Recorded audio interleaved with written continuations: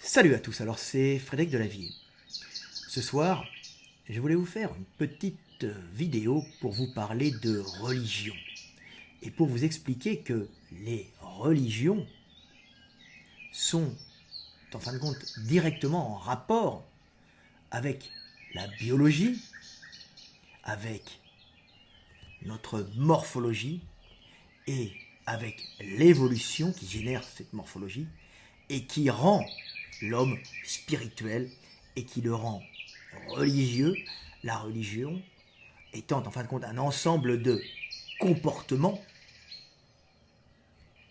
dictés par des règles que nous transmettons et que nous imprimons en nous, dans notre matière cérébrale, donc dans notre biologie, comportements en fin de compte dictés par la religion et croyances qui permettent à l'homme de mieux vivre et de survivre dans ce monde et ainsi de permettre à la vie de perdurer.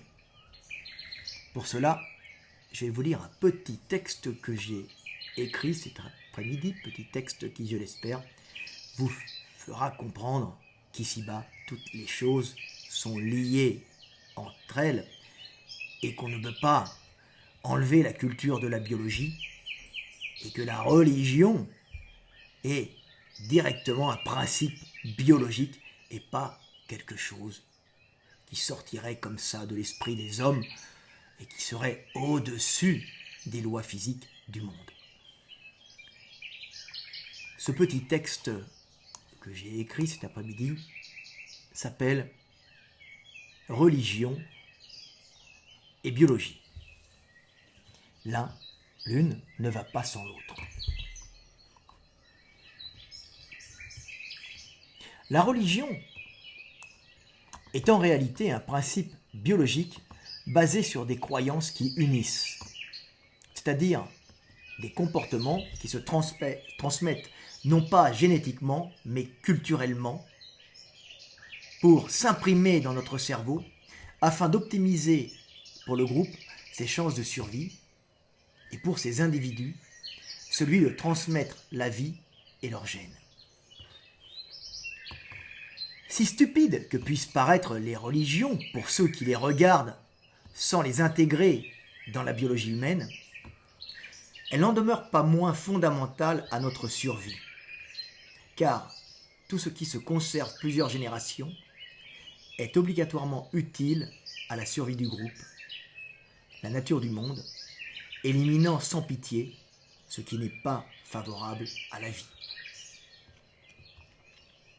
Si les religions peuvent paraître stupides, elles découlent directement de notre morphologie de bipède qui, en libérant les membres supérieurs de leurs fonctions locomotrices, a permis à nos ancêtres d'indiquer par le pointage avec la main les directions, c'est-à-dire le temps, indiquer où l'on va le futur et d'où l'on vient le passé.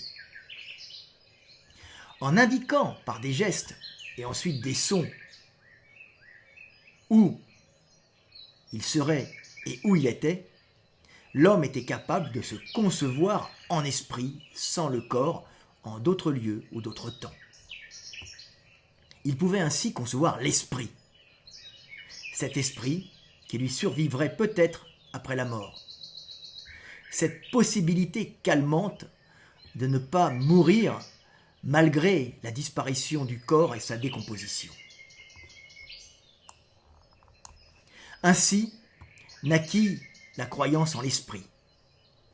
Les esprits des morts, qui restaient vivants en nous, les esprits de la nature qu'il fallait respecter et qui imposaient leurs règles aux hommes, règles en vérité favorables à notre survie. Les esprits se transformèrent en Dieu, et ensuite en Dieu, la puissance ultime et initiale du monde, d'où tout vient et où tout va. Puissance qui fait les règles, qu'il faut respecter, et qui nous rassure en nous faisant espérer l'éternité et la survie après la mort. Puissance inventée par l'esprit humain, mais qui a permis aux hommes de s'unir autour d'elle pour mieux affronter et conquérir le monde. Mais si l'homme a inventé Dieu pour mieux survivre, c'est en réalité le monde qui par ses lois physiques a généré l'homme. Ainsi, si l'homme a inventé Dieu, c'est le monde ou Dieu qui a généré la conscience en l'homme. L'homme étant donc l'outil pour le monde, lui permettant d'être conscient en lui-même, ainsi que d'aimer et d'être aimé consciemment en nous tous humains. L'homme est donc cet être spirituel, émanation consciente et religieuse du monde ou de Dieu. Voilà, petite vidéo et petit texte qui, je l'espère, vous fera comprendre quelle est notre place dans l'univers. Et si les choses sont telles qu'elles sont, c'est qu'elles ne peuvent pas être autrement. Si la religion perdure, ce n'est pas que ces dogmes qu'elle véhicule, que les dogmes qu'elle véhicule soient réels. Ce n'est pas que les histoires qu'elle raconte soient réelles, mais c'est qu'elle est fondamentale à notre survie et qu'elle a permis à l'homme de survivre et de transmettre la vie. L'homme, c'est cet être spirituel, religieux, historique,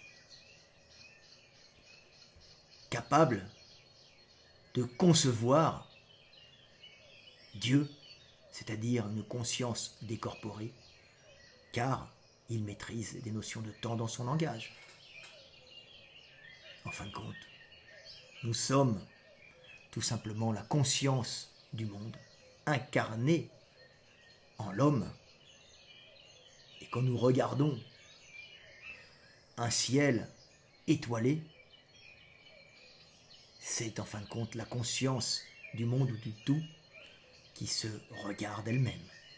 C'était Fred Delavier, je vous aime et paix sur terre. Aimez-vous les uns les autres et soyez religieux. Pas pour croire en ces dogmes, mais parce que la religion fonctionne pour unir les hommes. Je vous aime.